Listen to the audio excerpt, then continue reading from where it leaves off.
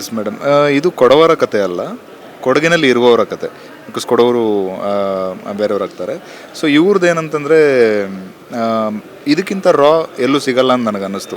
ನಾನು ಫಿಕ್ಷನಲ್ಲಾಗಿ ಏನು ಬೇಕಾದ್ರೂ ಕತೆ ಹೇಳಿಬೋದು, ಬಟ್ ಇವರ ಜೀವನದ ನೋಡುವಾಗ ಇದರಲ್ಲಿರೋಷ್ಟು ರಾನೆಸ್ ಬೇರೆಲ್ಲೂ ಸಿಗಲ್ಲ ಅಂತ ಅನ್ನಿಸ್ತು. ಅದನ್ನು ಯೋಚನೆ ಮಾಡ್ತಾ ಇರುವಾಗ ಮುತ್ತಿನ ಕ್ಯಾರೆಕ್ಟರ್ ಬಂದ್ಬಿಟ್ಟು ಇನ್ನೋಸೆಂಟ್ ಮತ್ತು ವೈಲ್ಡ್ ಎರಡೂ ಇದೆ ಅವನಲ್ಲಿ. ಅದನ್ನು ಹೇಗೆ ಮೆಟಫಾರಿಕಾಗಿ ಹೇಳ್ಬೋದು ಅಂತಂದಾಗ ಈ ನವಿಲು ಮತ್ತು ನಾಗರಾವ್ ಥಾಟ್ ಉಟ್ಕೊಂತು. ಹಂಗಾಗಿ ಈ ಕತೆ ಟ್ರಾವೆಲ್ ಆಯಿತು ಮೇಡಮ್. ಆ್ಯಂಡ್ ರಿಯಲ್ ಅವರೆಲ್ಲ ಬದುಕಿದ್ದವರು, ಅವ್ರ ಜೀವನದಲ್ಲಿ ನಡೆದಿರೋ ಘಟನೆನ ಮತ್ತು ನನ್ನ ಲೈಫಲ್ಲಿ ನೋಡಿರೋ ಘಟನೆನ ಫಿಕ್ಷನಲ್ಲಿ ಹೇಳೋಕ್ಕೆ ಟ್ರೈ ಮಾಡಿದ್ವಿ. ಒಡನಾಟ ಇದ್ದಿರೋದಕ್ಕೇ ಅವ್ರ ಕತೆನ ಅಷ್ಟು ಹೇಳೋಕ್ಕೆ ಸಾಧ್ಯ ಆಯಿತು ಅಂತ ಅನಿಸುತ್ತೆ.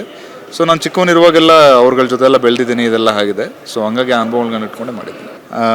ಇಲ್ಲಿ ಒಬ್ಬ ಕೆಲಸಗಾರನಾಗಿ ಬಂದಾಗ ಅವ್ನ ಕೆಲಸ ಪೇಂಟ್ ಮಾಡ್ತಾನೆ, ಗಾರೆ ಕೆಲಸ ಮಾಡ್ತಾನೆ. ಬಟ್ ಇದು ನಮ್ಮದೇ ಮನೆ ಅಂತಂದಾಗ ನಾವೇ ನಿಂತ್ಕೊಂಡು, ನಾವು 5 ಜನ ನಿಂತ್ಕೊಂಡು ಕಟ್ಟಿದ್ವಿ. ಎಲ್ಲರೂ ಎಲ್ಲ ಆಯಾಮದಲ್ಲೂ ವರ್ಕ್ ಮಾಡಿದ್ದೀವಿ.